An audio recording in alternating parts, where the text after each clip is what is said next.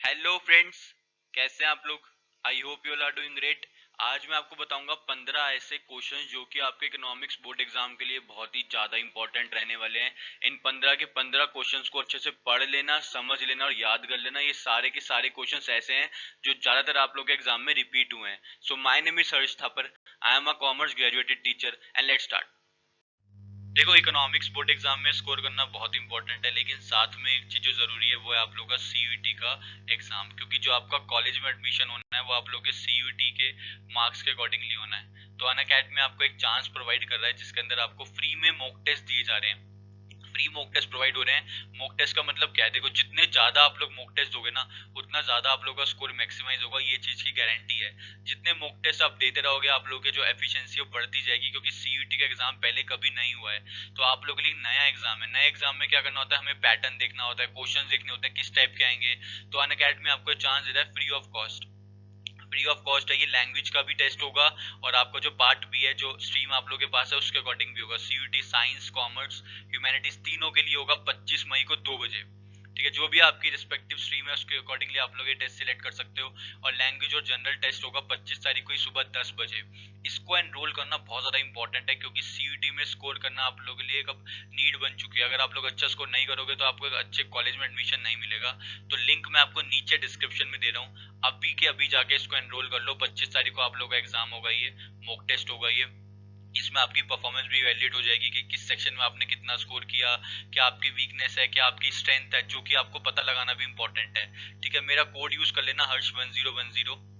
Refer code है मेरा हर्ष 1010, इसको यूज कर लेना ताकि जो ये टेस्ट सीरीज है आप लोगों के लिए ओपन हो जाए। लिंक मैं नीचे डिस्क्रिप्शन में दे रहा हूँ, अभी जाके इसको एनरोल कर लो। ठीक है, देखो सबसे पहला जो इम्पोर्टेंट क्वेश्चन है वो है कंपेरेटिव डेवलपमेंट वाले चैप्टर का। आपका जो क्वेश्चन है, compare the development experience of India, Pakistan and China. मैं पहले भी कई बार बता चुका हूँ कि आपको ये क्वेश्चन करके ही जाना है, बहुत ज्यादा अच्छे से करके जाना है इस क्वेश्चन को। आपको ऐसे टेबल बना लेनी है, इंडिया, पाकिस्तान और चाइना की, तीनों का कंपेरिजन करके दिखाओ।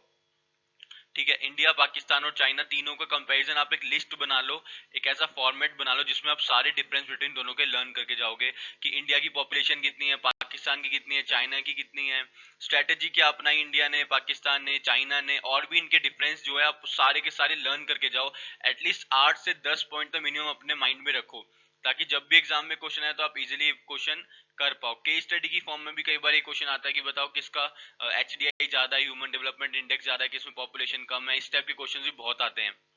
तो इस क्वेश्चन को आपको अच्छे से प्रिपेयर करना है, पढ़ना भी है, समझना भी और याद भी करना है। आप जो भी बुक फॉलो कर रहे हो उससे कर लो, मुझे कोई दिक्कत नहीं, लेकिन इस क्वेश्चन को करके जाना है आप लोगों को। ठीक है, जो भी बच्चे वीडियो देख रहे हैं साथ साथ वीडियो को लाइक कर दिया करो यार। ठीक है, क्वेश्चन नंबर 2 जो बहुत ज्यादा इंपॉर्टेंट है वो है difference between formal and informal sector of employment. Formal और इनफॉर्मल सेक्टर ऑफ एम्प्लॉयमेंट में आपको डिफरेंस बिटवीन करके जाने हैं। मैंने पहले ही बताया 4 से 5 डिफरेंस बिटवीन तो आपको याद होने चाहिए आपके फिंगर टिप्स के ऊपर। ठीक है, 4 से 5 difference between formal and informal sector of employment, employment chapter का क्वेश्चन है ये। क्वेश्चन नंबर 3 जो बहुत ज्यादा इंपॉर्टेंट है वो इंफ्रास्ट्रक्चर से, जो कि है difference between economical and social infrastructure. कई बार एग्जाम में क्वेश्चन आया है कि डिफरेंस करो इकोनॉमिक और सोशल इंफ्रास्ट्रक्चर में। कई बार ये क्वेश्चन इस टाइप में आता है कि बताओ कितने टाइप का इंफ्रास्ट्रक्चर होता है, how many types of infrastructure are there. तो दो होते हैं, इकोनॉमिकल और सोशल। दोनों को आपको अच्छे से प्रिपेयर करना है, पढ़ना है, समझना है, याद करना है विद एग्जांपल्स। ठीक है, विद एग्जांपल्स करना, बिना एग्जांपल्स के याद करके मत जाना, दिक्कत हो जाएगी वरना। क्वेश्चन नंबर 4 है कि ग्लोबल वार्मिंग क्या होती है, इसके कॉजेज क्या और इसके इम्पैक्ट क्या है। वेरी वेरी इंपॉर्टेंट क्वेश्चन, कई बार एग्जाम में भी क्वेश्चन पूछा गया है कि ग्लोबल वार्मिंग के बारे में एक्सप्लेन करो, what are the causes of global warming, what are the impacts of global warming. तो एक लिस्ट बना लो, एक ऐसे नोट्स बना लो, पेन डाउन कर लो इस क्वेश्चन को, सारी चीजें लिख लो उसके अंदर। आप इसके बारे में भी लिख लो ग्लोबल वार्मिंग के, इसके कॉजेज भी लिख लो, 4 से 5 कॉजेज और 4 से 5 इसके इम्पैक्ट। ठीक है, फिफ्थ इंपॉर्टेंट क्वेश्चन है why infrastructure development is important for a country.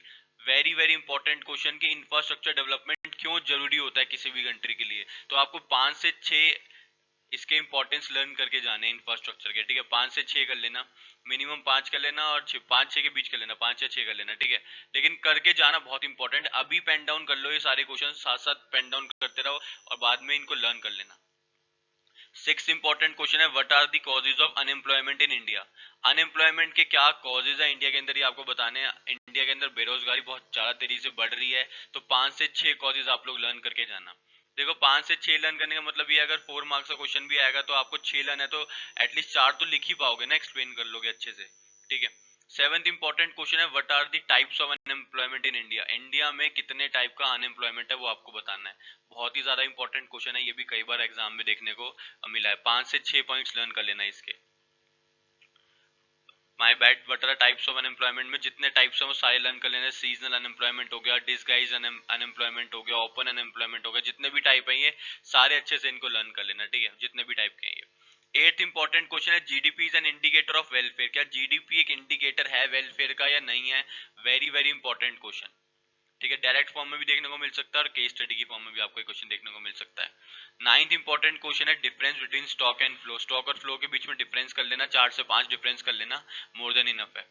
Tenth important question है कि कंपोनेंट्स क्या होते हैं एग्रीगेट डिमांड के और कंपोनेंट्स क्या है एग्रीगेट सप्लाई के।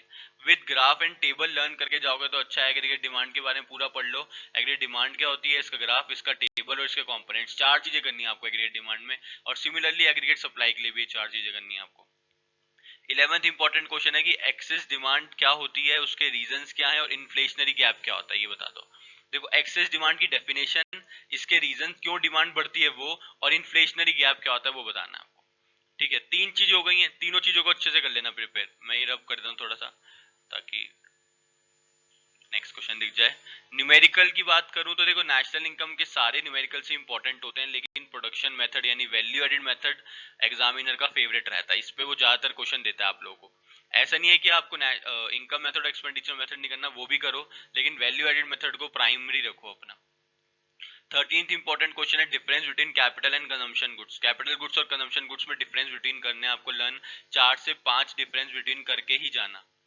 14th इंपॉर्टेंट क्वेश्चन है, derivation of consumption curve from saving curve and vice versa. अगर हमें डेरिवेशन करना है कंजम्पशन कर्व का सेविंग कर्व से वो भी, और सेविंग कर्व का कंजम्पशन कर्व से वो भी, दोनों चीजों का डेरिवेशन आप लोगों को आना चाहिए। बहुत इंपॉर्टेंट है, ग्राफ के थ्रू होता है डेरिवेशन।